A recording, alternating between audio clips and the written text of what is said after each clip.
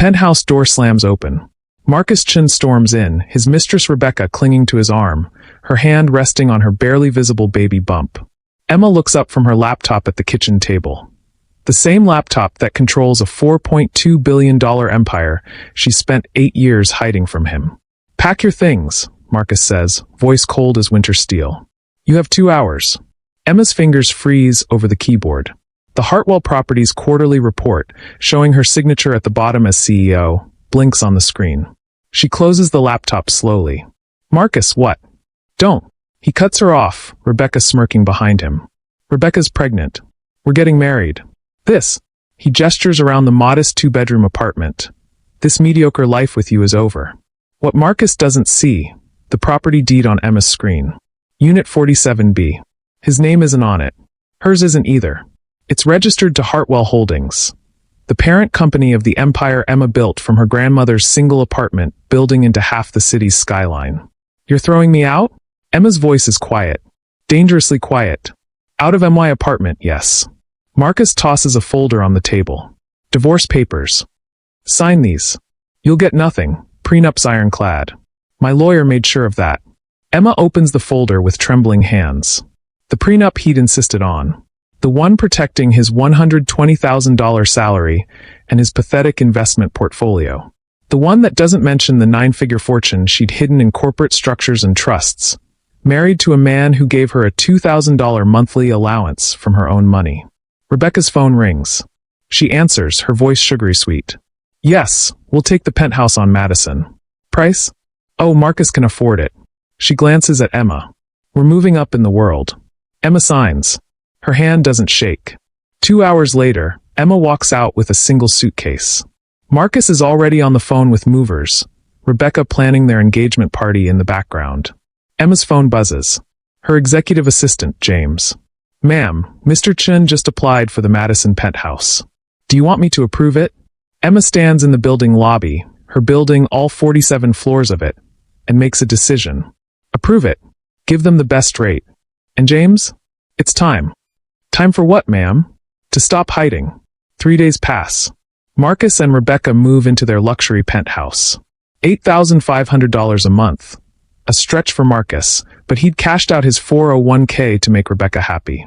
Rebecca is scrolling through Instagram when she sees it. A Forbes article. The Invisible Billionaire. How Emilia Hartwell built a real estate empire in secret. The photo stops her heart. Emma, plain, boring Emma, in a power suit, standing in front of a glass building. The Hartwell Tower. Rebecca knows that building. She's looking at it from their new penthouse window right now. "Marcus." Her voice is ice. "Marcus, get in here." He walks in, tie loosened, exhausted from work. "What?" She shoves the phone in his face. "Your ex-wife. Read it." Marcus scans the article. His face goes white. Hartwell, 31, inherited her grandmother's small apartment building at age 21 and transformed it into Hartwell Properties, now valued at $4.2 billion. Operating under her maiden name and through a complex corporate structure, Hartwell has remained anonymous for a decade, preferring privacy to publicity. "I wanted to build something real," Hartwell told Forbes in her first-ever interview. "Without the noise." The article continues. Hartwell Properties owns 47 residential buildings. The Madison Tower. The Chin Building, no relation, built before Marcus even moved to the city. Half of downtown. The shopping district. 3 hotels. And then, the detail that makes Marcus's knees buckle.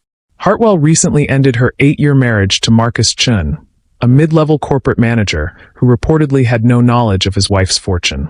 Sources close to Hartwell say she kept her identity secret to find genuine connection, but that the marriage revealed the truth about character.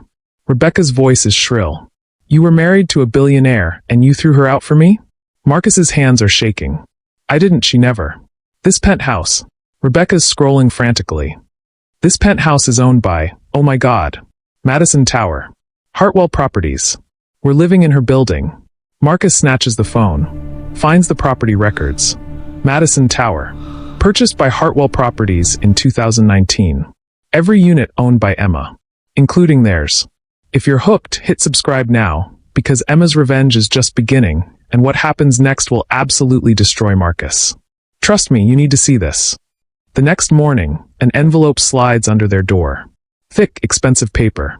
Marcus opens it with numb fingers. Notice of lease termination. Effective in 30 days. Signed, Emilia Hartwell, CEO, Hartwell Properties. Rebecca reads over his shoulder. She can't just. She owns the building, Marcus whispers. She can do whatever she wants. His phone rings. Work. He answers, desperate for normalcy. Marcus, it's Davis. His boss. Voice tight. We need to talk. The building, our lease, there's a situation. Marcus's blood turns to ice. What situation? Hartwell Properties just bought our building. They're restructuring.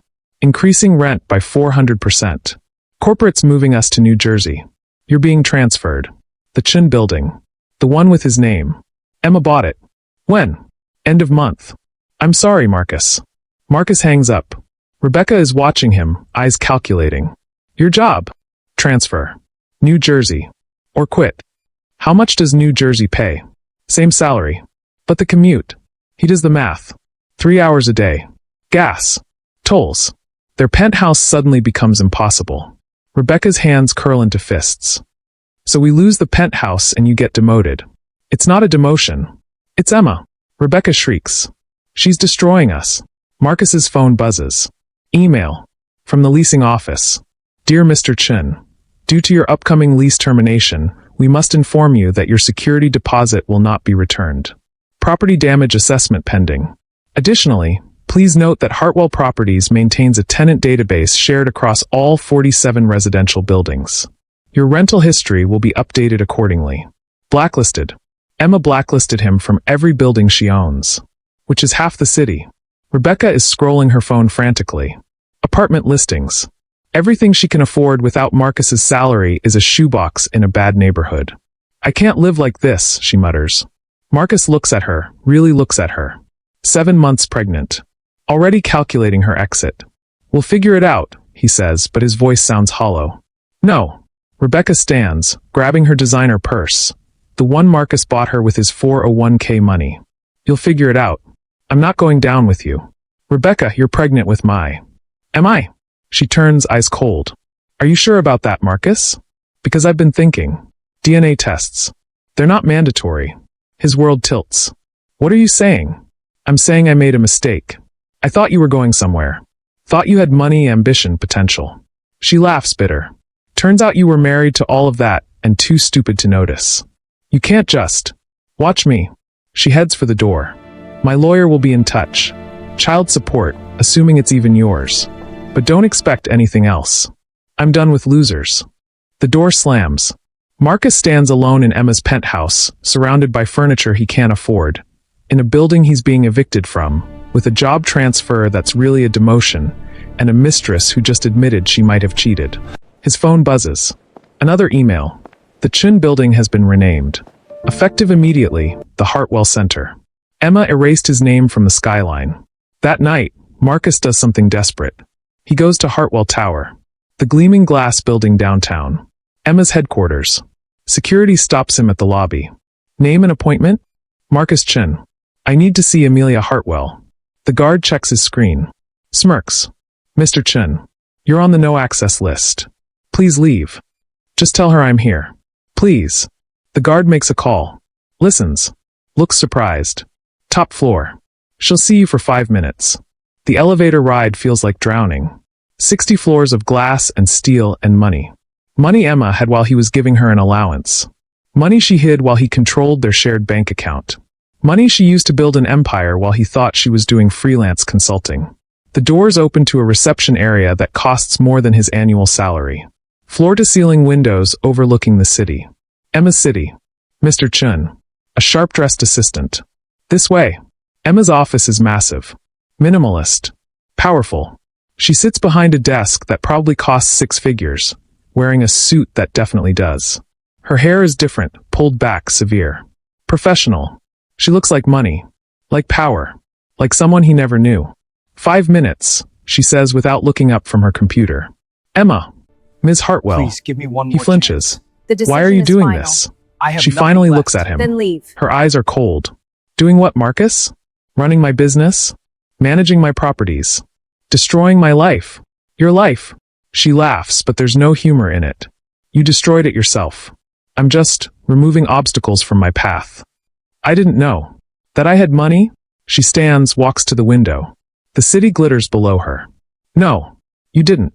You know what you did know? That I was working 18-hour days on my laptop. That I took calls at midnight. That I traveled twice a month for consulting. You knew I was doing something.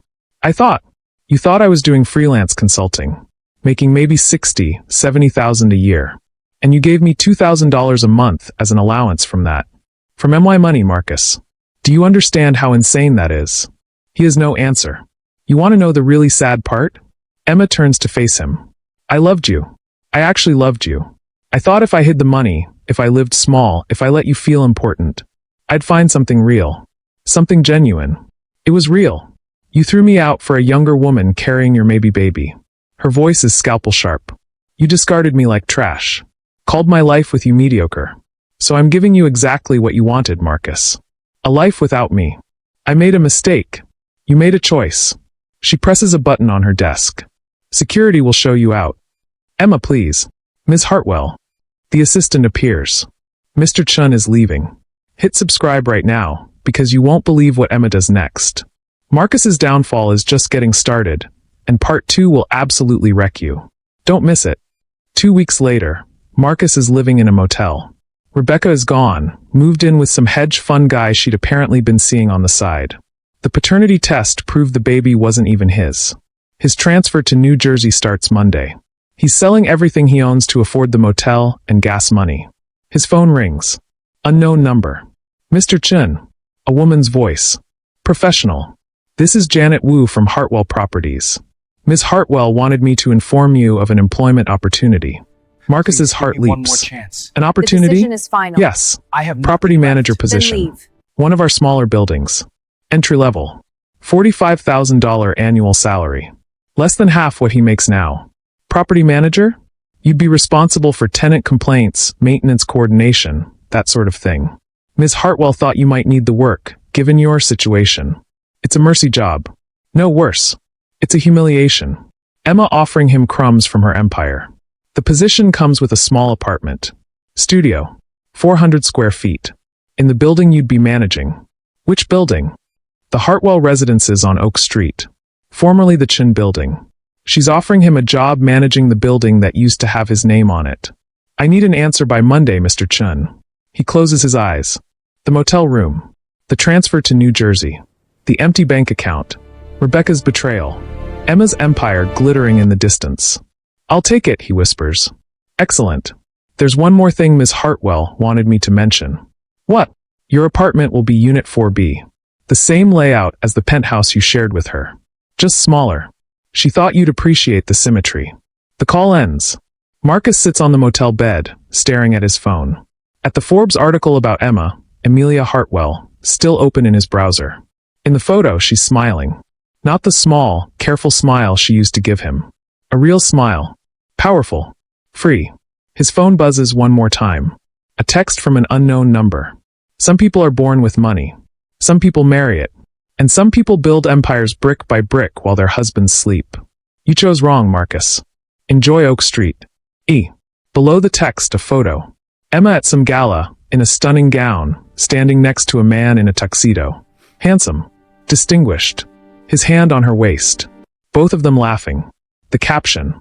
Hartwell Properties CEO Emilia Hartwell and venture capitalist David Chun, no relation, announce their engagement. Marcus's vision blurs. Emma's not just moving on. She's erasing him. Replacing him with a better Chin. His phone rings again. Janet Wu. Mr. Chin? One more thing. Ms. Hartwell wants to know if you'll be attending the engagement party. It's being held at the Hartwell Tower penthouse. The one you used to live in. She's inviting all her employees. The world goes silent. Emma is throwing her engagement party in his old apartment. With his replacement. And inviting him as an employee. Mr. Chin?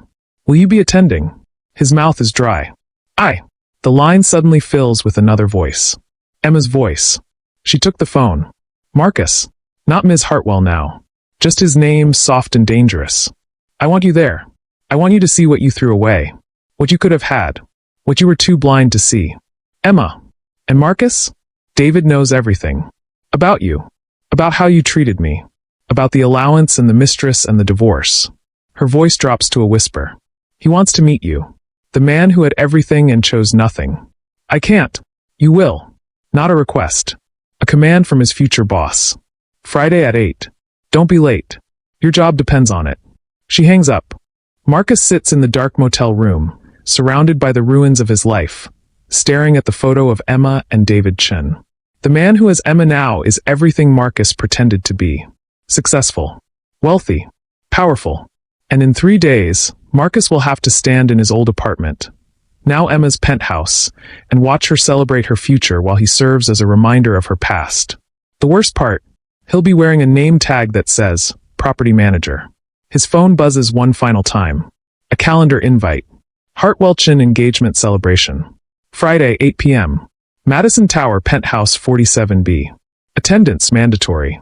Marcus Chen closes his eyes. Somewhere in the city, Emma is planning her revenge party, and he's invited as the entertainment. The question burning in his mind, will he survive it? Or will Friday night destroy whatever's left of him? Part 2. The engagement party drops next week. Will Marcus face Emma? What does she have planned? And who is David Chen really?